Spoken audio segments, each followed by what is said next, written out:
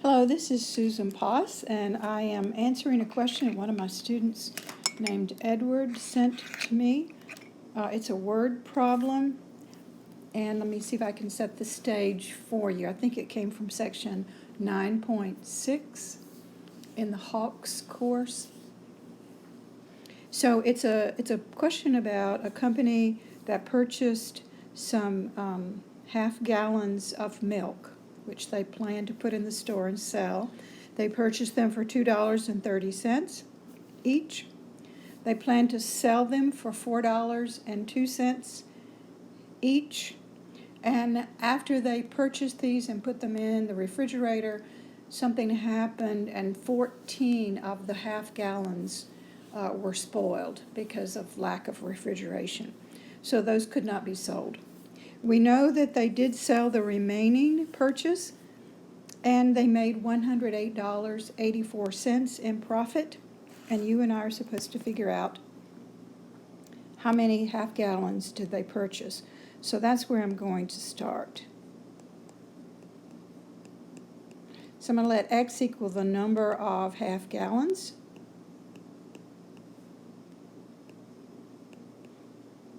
That were purchased.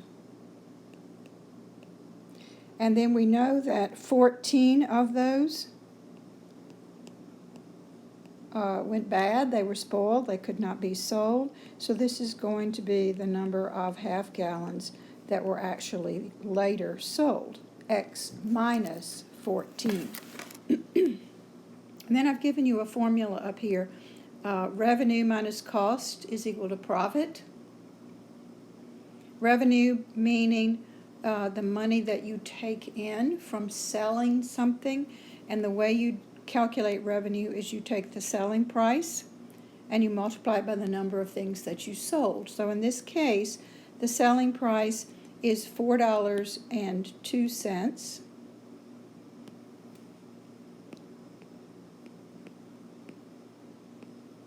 And we're going to multiply that by the number of items sold.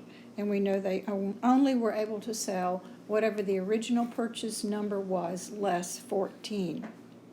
From that, we're going to subtract the cost. And the cost is the purchase price multiplied by the number of items that were purchased. So we know that the purchase price was $2.30 per half gallon, and we know that they purchased X half gallons. And finally, if you start with the revenue and you subtract off the cost, you end up with the profit, and we know that the profit was $108.84. So that gets the equation written for me using revenue minus cost equals profit. Okay, so from here on out, it's just a matter of doing the math. So I'm going to distribute this $4.02 over the parentheses, like so.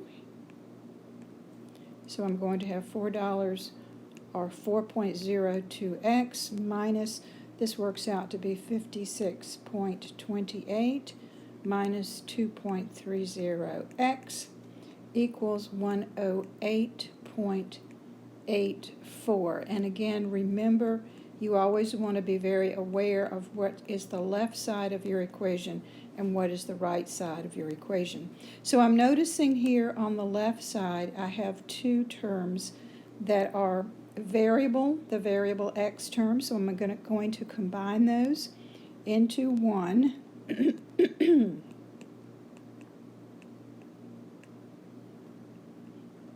Which will then condense the equation a little bit. And the next thing I want to do is add this 56.28 to both sides.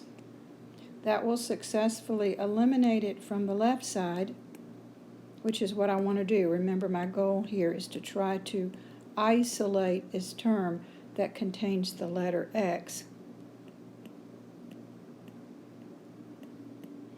When I add over there on the right-hand side, I get 165.12.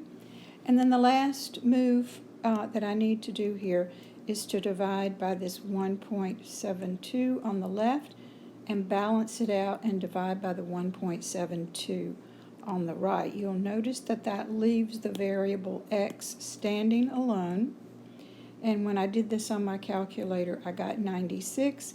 And you can relate back up here and see that that is 96 half gallons that were purchased.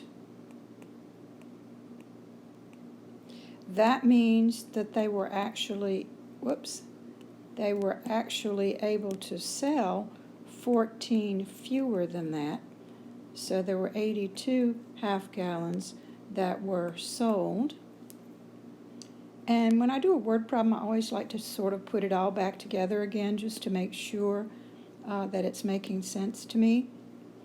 So $4.02 was the selling price per half gallon.